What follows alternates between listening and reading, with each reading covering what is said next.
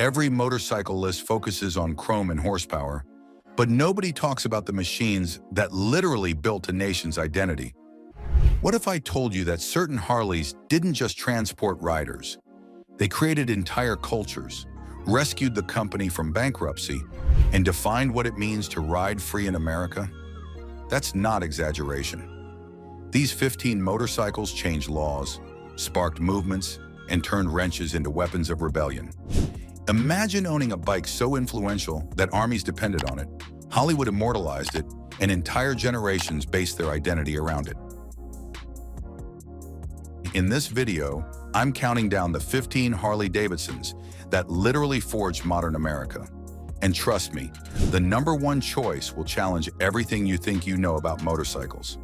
It's so revolutionary that traditional riders called it heresy, while it quietly secured the brand's survival for another century.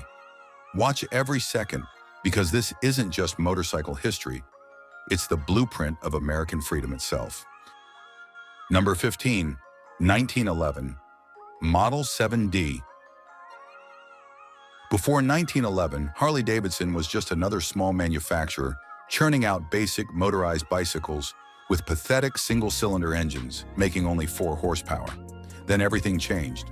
The Model 7D introduced the 49 cubic inch V-twin engine that would define the brand forever. This wasn't just an upgrade, it was a complete philosophical shift. While European manufacturers stayed small and nimble, Harley recognized something crucial about America. This country demanded power and distance. The 7D's 45-degree V-twin angle wasn't chosen randomly. That specific configuration provided the perfect balance of torque and cooling, creating the signature architecture still used today. The bike generated between 6.5 and 7 horsepower and could hit 60 miles per hour, numbers that sound modest now but were absolutely revolutionary in 1911. Here's what makes this machine legendary. Harley understood that conquering American terrain required brutal, uncompromising power. The vast distances, the rough roads, the sheer scale of the continent, none of it could be tamed by dainty European designs. The V-twin was America's answer to geography itself. The bike earned the nickname Silent Gray Fellow because Harley developed a proprietary muffler system that actually reduced noise from the heavy engine. This was decades before anyone cared about noise pollution, proving Harley thought about rider experience from day one. Number 14, 1915, Model 11F. Power means nothing if you can't control it. The 1915 Model 11F took the V-twin concept and made it actually rideable for real-world conditions. This bike featured a 61 cubic inch V-twin F-head engine, guaranteeing 11 horsepower and 65 miles per hour, a 37% jump over the previous year's twin. But the speed wasn't the revolution. The 11F introduced the 3-speed sliding gear transmission and primary case clutch, replacing the primitive hub-based gears that made earlier bikes feel like mechanical rodeos. For the first time, riders could shift gears while moving. That sounds basic now, but in 1915, it was the difference between a novelty and a legitimate vehicle. The transmission came with a step starter, what we call a Kickstarter today, giving riders mechanical control they'd never experienced before. Here's the remarkable part. This transmission was so well engineered that Harley kept using it across various models until 1936. 21 years of service from a single transmission design. That's not just good engineering. That's visionary design that understood durability would define American motorcycling. Number 13, 1936 EL Knucklehead. The Great Depression crushed American industry, but Harley made a decision that would either save the company or destroy it. They launched the EL Knucklehead in 1936, right when most people couldn't afford bread, let alone motorcycles. This wasn't just bold, it was nearly suicidal. The Knucklehead featured a 61 cubic inch overhead valve V-twin engine, producing 40 horsepower and capable of 95 miles per hour. Those numbers demolished everything else on American roads. The bike got its name from the distinctive fist-like shape of the valve rocker boxes, a retronym coined later by enthusiasts who recognized they'd witnessed something special. This was Harley's first production OHV Big Twin. and it brought revolutionary circulating oil system technology that finally eliminated the total loss systems that literally dumped oil onto roadways. The transition to overhead valve technology solved a critical problem: heat management. As America built faster, straighter highways, the old flathead engines with their cast iron heads couldn't handle sustained high-speed operation without overheating. The Knucklehead's OHV design ran cooler and faster, perfectly matched to the expanding national highway system. But here's the brutal truth nobody mentions. The 1936 Knucklehead was a disaster at launch. Severe oil leakage, rocker lubrication failures, and valve springs that snapped like twigs plagued the initial E-model. Harley could have retreated, played it safe, stuck with proven technology. Instead, they sent repair kits to every dealership and redesigned parts on the fly.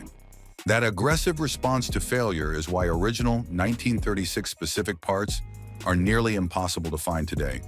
Harley literally fixed them all. Number 12. 1942 WLA Liberator. The WLA Liberator is the most important motorcycle in American cultural history, and it has nothing to do with its modest specs. Produced from 1940 to 1945 for strict U.S. Army specifications, the WLA used a 45 cubic inch side valve flathead engine, making only 23.5 to 25 horsepower. The military deliberately kept compression low at 5-to-1 because they needed bikes that could run on terrible wartime fuel and survive brutal neglect. Over 90,000 WLAS rolled off production lines, with many shipped to Allied forces under the Lend-Lease program. The bike earned the Liberator nickname while serving across Europe, where it became synonymous with American military might.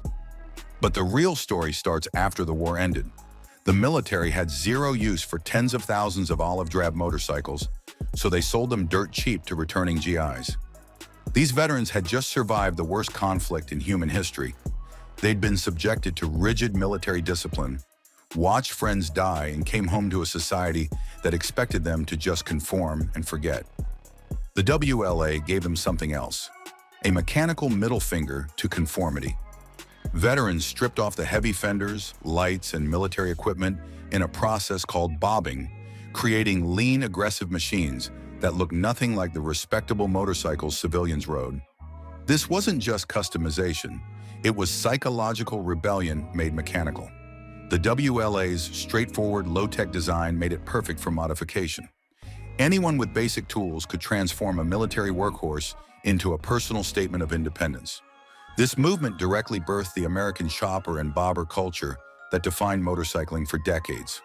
If you're enjoying this countdown of legendary machines, make sure you're subscribed because we're just getting started. Number 11, 1949, FL Hydra-Glide. The 1949 Hydra-Glide solved a problem riders didn't even realize was killing them: front suspension, or rather the complete lack of it. The panhead engine that powered this bike featured aluminum cylinder heads that finally eliminated the overheating nightmares of the Knucklehead's cast iron design, making sustained highway touring actually pleasant instead of punishing. But the real innovation was in the name itself. Hydra-Glide referred to the first ever hydraulic telescopic front suspension on a Harley Big Twin, replacing the rigid Springer fork that had been rattling riders' teeth loose for decades. This advancement transformed high-speed stability and rider comfort, crucial for America's growing interstate system. Here's where it gets interesting. The Hydra-Glide became the ultimate customization canvas.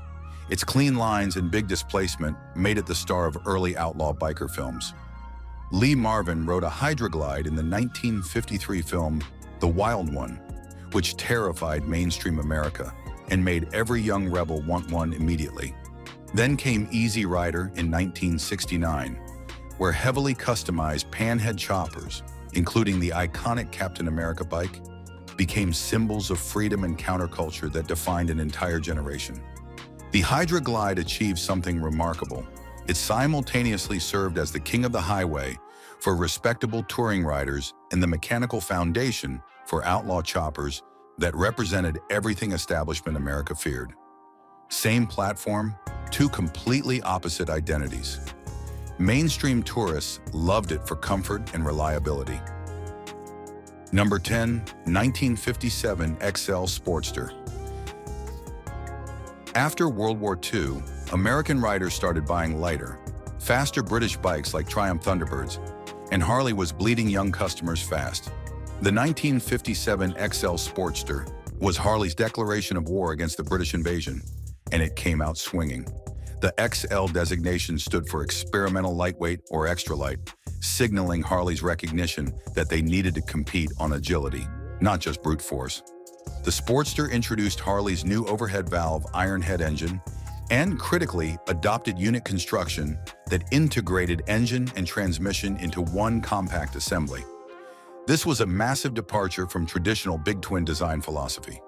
By moving away from the separately mounted gearbox, Harley created a lighter, more agile machine that could actually compete with British performance bikes on their own terms. The youth and racing communities adopted the Sportster immediately, drawn to its speed, stripped-down styling with that distinctive peanut-shaped tank, and genuine OHV performance that could hang with imports. Here's the validation.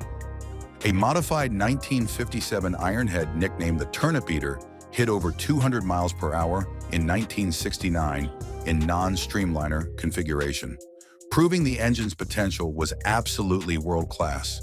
The Sportster created something Harley desperately needed, a performance identity that appealed to young riders who wanted speed and handling, not just highway cruising.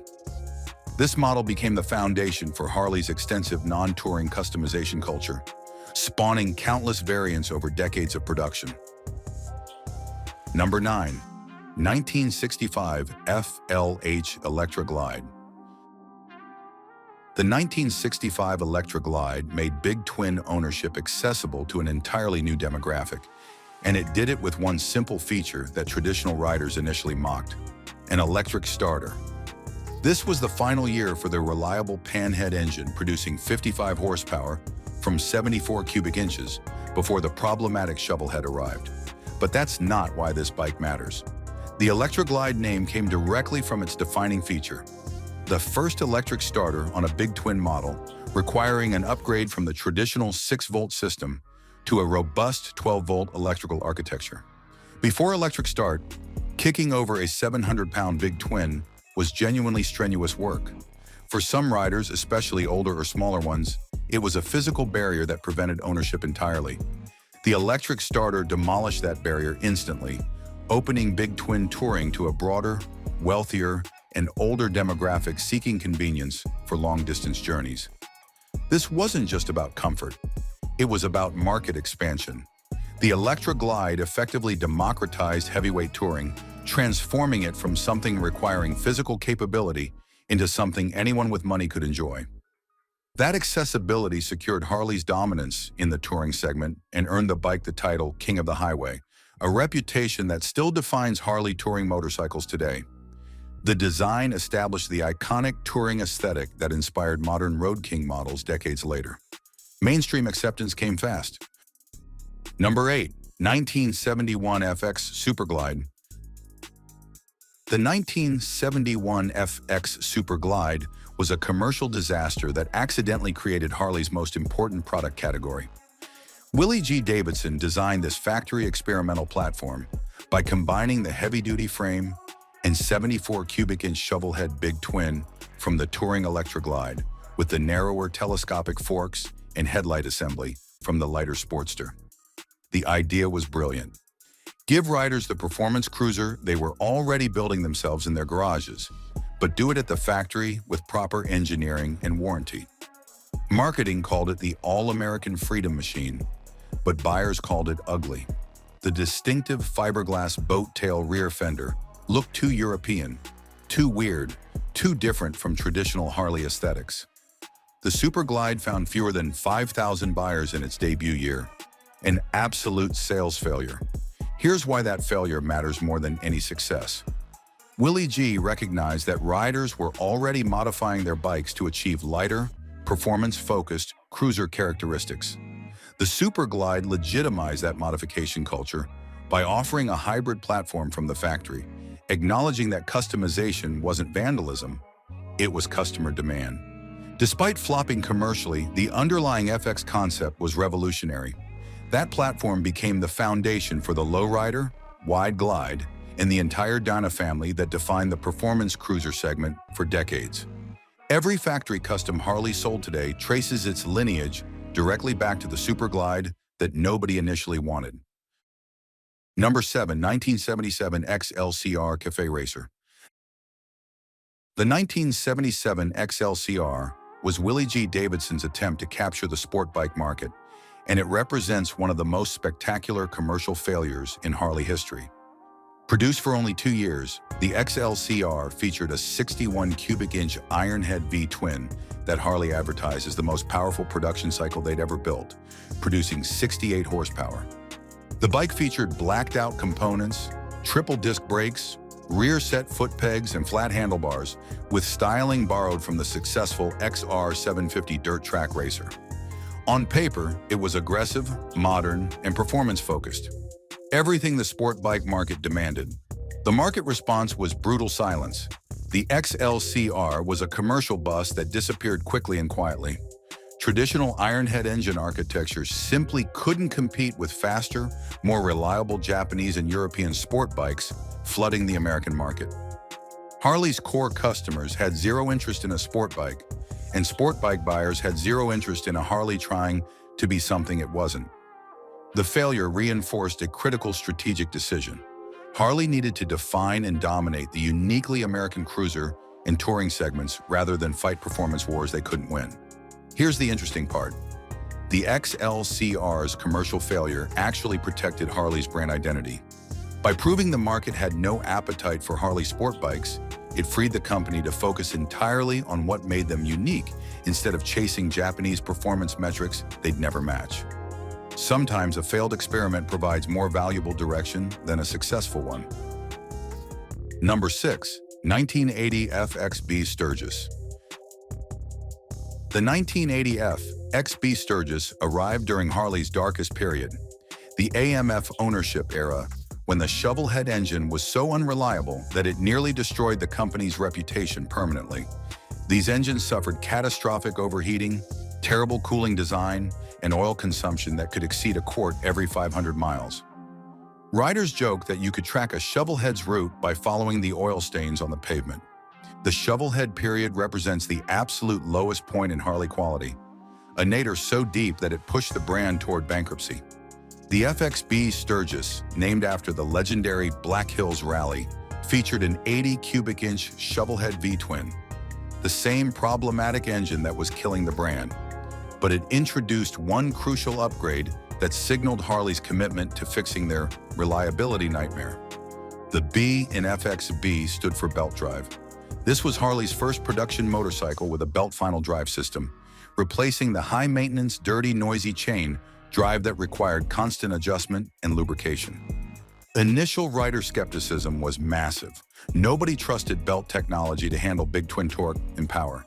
But the belt drive proved vastly superior in durability, required minimal maintenance, stayed clean, ran quietly, and lasted dramatically longer than chains. Here's why this matters. The FXB Sturgis represents the pivot point just before the 1981 management buyout that saved the company. By implementing belt drive technology, Harley demonstrated they were actively working to fix fundamental ownership problems, even while burdened by the catastrophically flawed shovelhead engine and destructive AMF corporate management. Number 5. 1984 FXST Softail. The 1984 FXST Softail was the physical manifestation of Harley's rebirth after the management buyout rescued the company from AMF, and it leveraged two revolutionary innovations simultaneously. First was the Evolution engine, 80 cubic inches of aluminum-barreled, aluminum-headed reliability that finally solved the catastrophic shovelhead problems. The Evo used drastically improved gasket design and eliminated the disastrous mix of aluminum and cast iron that caused shovelhead stress and failure. This wasn't just an improvement. It was a complete engineering reset that re-established Harley as a legitimate manufacturer. The Evo engine slashed the crippling warranty costs that had drained company resources during the AMF years, making Harley financially viable again. But the engine alone didn't make the Softail legendary. The second innovation was the revolutionary Softail frame developed from engineer Bill Davis's concept. This chassis design concealed the rear shock absorbers horizontally beneath the transmission, creating an ingenious mechanical illusion. The bike looked exactly like a pre-1958 rigid hardtail frame with that uninterrupted visual line from neck to rear axle, but it rode with modern rear suspension comfort. This solved a deep psychological conflict within the biker community: the desperate desire for authentic, rebellious, rigid frame aesthetics combined with the absolute necessity of modern riding comfort. Riders wanted the look of outlaw choppers without the punishing ride quality that made rigid frames torture on anything longer than short cruises. Number 4. 1990 F LSTF Fatboy. The 1990 Fatboy was primarily a styling achievement by Willie G. Davidson and Louis Netz, designed to look monolithic, imposing, and undeniably American. Built on the Softail platform with a reliable Evo engine, the Fatboy drew heavily from Harley heritage, incorporating the Knucklehead's hardtail stance and the Hydra-Glide's headlight trim. The signature features were its elegant monochromatic silver with yellow accent color scheme and those massive solid-cast 16-inch disc wheels front and rear that made the bike look like it weighed 1,000 pounds of pure muscle. The Fatboy was already selling well when something happened that transformed it from a successful model into a global cultural phenomenon: Terminator 2: Judgment Day in 1991. Arnold Schwarzenegger rode a Fatboy in the film, and that single appearance created instant legendary status worldwide. One of the actual motorcycles used in filming is preserved at the Harley-Davidson Museum. This crossover moment marked Harley's complete transition from counterculture outlaw symbol to mainstream cinematic icon of power and cool. The Fatboy became one of the most recognizable motorcycles in history, generating massive sustained sales that made the Softail platform a defining Harley cruiser line. Here's what the Hollywood connection achieved. It made Harley cool to people who had never considered motorcycles. The Fatboy wasn't an outlaw bike or a touring machine. It was a movie star. Kids who watched Terminator 2 grew up wanting Fatboys. International markets that barely knew Harley suddenly demanded them. The bike transcended motorcycling and became pure American pop culture. Number 3. 1994 FLHR Road King. The 1994 Road King represents Harley's mastery of heritage marketing, fused with genuinely useful modern engineering. Early models featured the reliable Evolution V-twin, producing 67 horsepower from 80 cubic inches, providing plenty of power for serious touring. The Road King was deliberately designed to evoke the stripped-down classic look of 1960s Hydra-Glide and Electra-Glide models, featuring full fenders and that large, unmistakable classic headlight that screamed traditional Harley touring aesthetic. But here's the brilliant part. The Road King's defining innovation was versatility through modular design. The bike featured quickly detachable windshield and saddlebags, allowing seamless transformation from clean, retro weekend cruiser to full capability long-haul tourer in minutes. This design filled a crucial market gap between simple cruisers and full-dress touring bikes. Riders wanted one machine that could do both jobs without compromise. The Road King delivered exactly that capability. You could ride it to work looking clean and classic, then bolt on touring gear Friday afternoon for a 500-mile weekend run. That adaptability maximized consumer value and eliminated the need for multiple bikes. The strategic genius was recognizing that American riders weren't asking for more features. They were asking for flexibility. The modular approach meant the bike could be whatever the rider needed at any moment. Clean and simple for local riding, fully equipped for cross-country touring, and everything in between based on easily changed components. The Road King set the aesthetic standard for the modern nostalgia bagger segment that dominates today's touring market. It proved that retro styling wasn't about sacrificing functionality. It was about combining emotional appeal with practical versatility. Contemporary touring bikes owe their design language directly to the Road King's success at blending 1960s visual nostalgia with 1990s engineering and modular utility. Number 2. 2002 VRS CV Rod. The 2002 V-Rod was the most radical engineering departure in modern Harley history, and traditional riders absolutely hated it.